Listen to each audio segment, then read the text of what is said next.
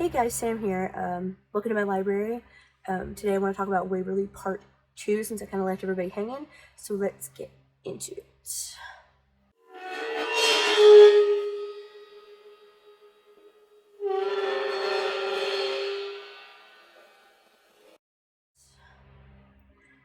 Alright, first of all, you can see I have another new setup. The lighting is better, but I have not yet worked out how to keep the glare off my glasses besides ducking my head like this, like a doofus.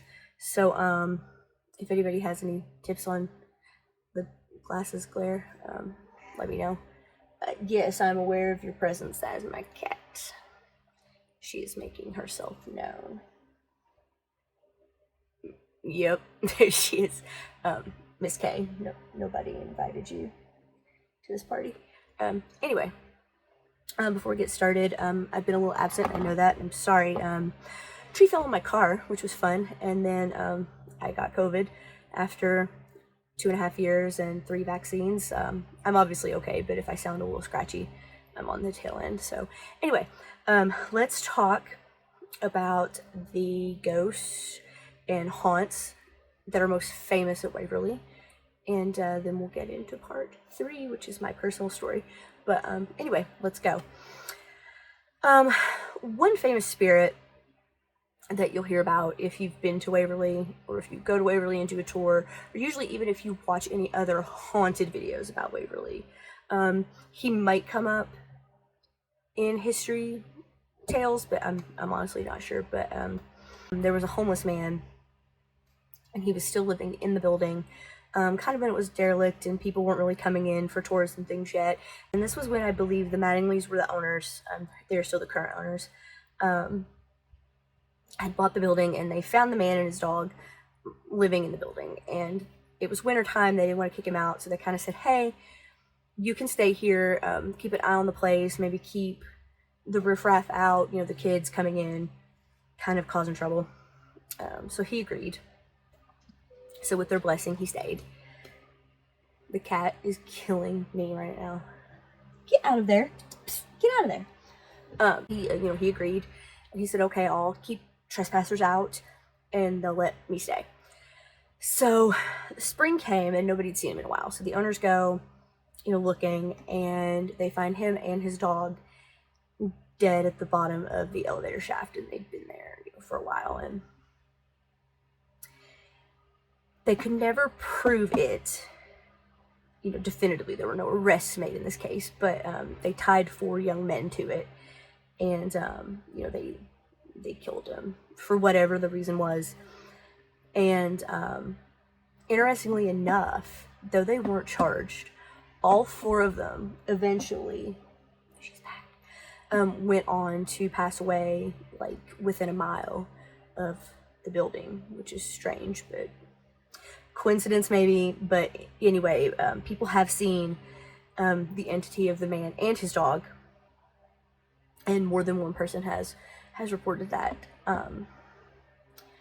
There are a number of ghost children. One is most famously referred to often as Timmy.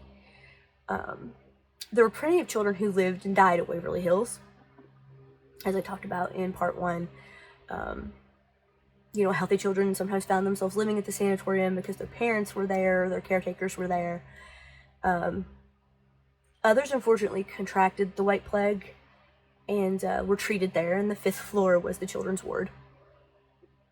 And that is especially rife with activity that is spirits of children. One particularly is the one they refer to as Timmy. If you've seen the famous Ghost Hunters episode, they did an overnight at Waverly, and it was all live on television. I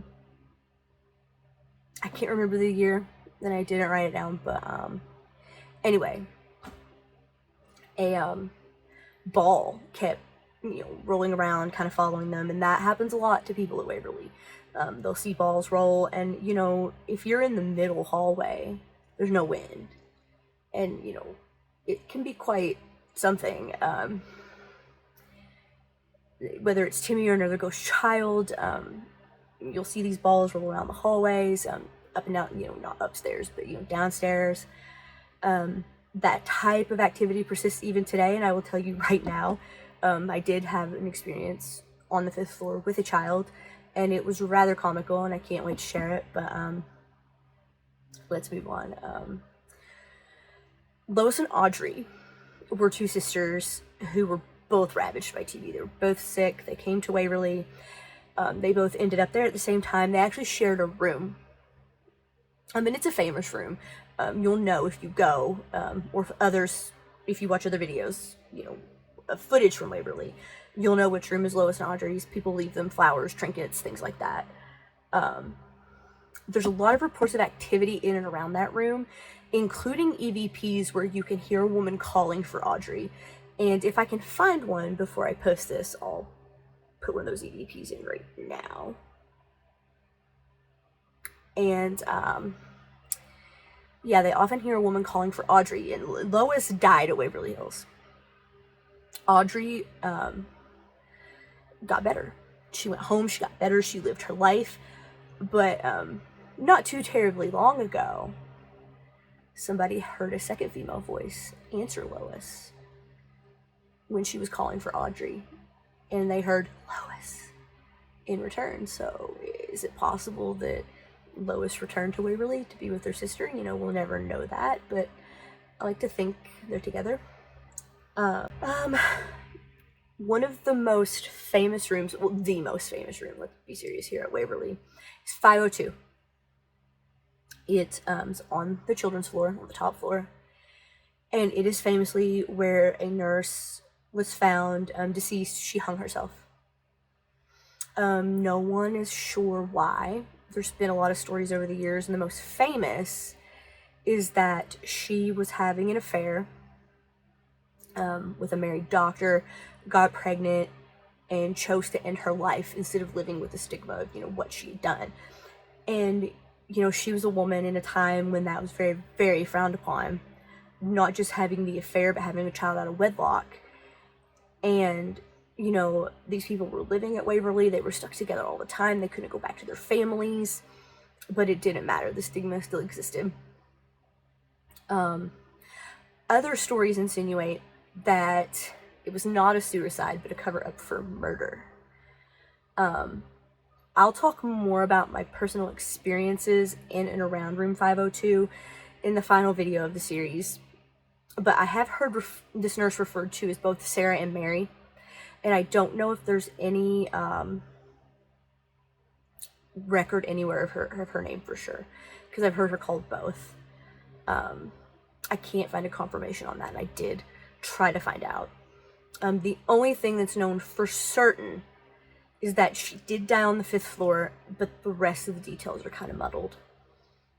Besides human spirits, Waverly's kind of home to some other entities. I don't, you know, shadow people. And there's a lot of debate in the paranormal community about what shadow people really are. Are they corrupted human spirits? Are they something demonic? I don't know the answer to that, but let's talk about the one at Waverly that's known as the Creeper. There's a lot of shadow figures at Waverly, but some have shown themselves with such frequency that they have their own name, hence the Creeper. And he's a shadow figure that is known to crawl along the floors, walls, and ceilings. It has been reported by people that it has crawled over their head. Some people believe that it is a demonic entity. Others believe it was once a human soul that's been twisted and darkened with time. I don't know what it is. I did not see it, and if I had, I probably would have fainted on the spot, because if anything crawled over my head, I'm out. Another shadow figure that appears often is a large figure that'll block the light at the end of the hallway. There's an escape door on the 4th floor at the end of the hall. And if you're looking down the hallway, you can see it because there's a window, a small square window in it. And it lets in, you know, light. Obviously it's nighttime, so it's moonlight or, you know, natural light. But you'll know when this thing is there because it will move in front of that. Well, not even move in front of it. It'll stand in the hallway and you can't see past it. There's another one that moves back and forth at the end of the hallway, and you can see it because it will pass in front of that window. There's also an entity known as the Tall Man. It's as tall as the ceiling wherever it happens to appear. There's a type of ghost equipment that shows things. They're humanoid looking. It makes like a stick figure. I've seen this on people's equipment before, and it's huge. And I had a very personal experience with the Tall Man, which I will talk about in part 3. There's a lot of spirits to talk about, but I'm just covering some of the highlights in the video that we're doing right now. When you think about the scope of people who died at Waverly and all the suffering that went on there, it's hard to imagine that there wouldn't be folks who are still hanging on or stuck or unable to get past what happened to them in their human life. Whether you believe or not, there's just something about that place that feels different than anywhere else you'll ever visit. And if you can spend the night there without looking over your shoulder, then you're a way braver person than me.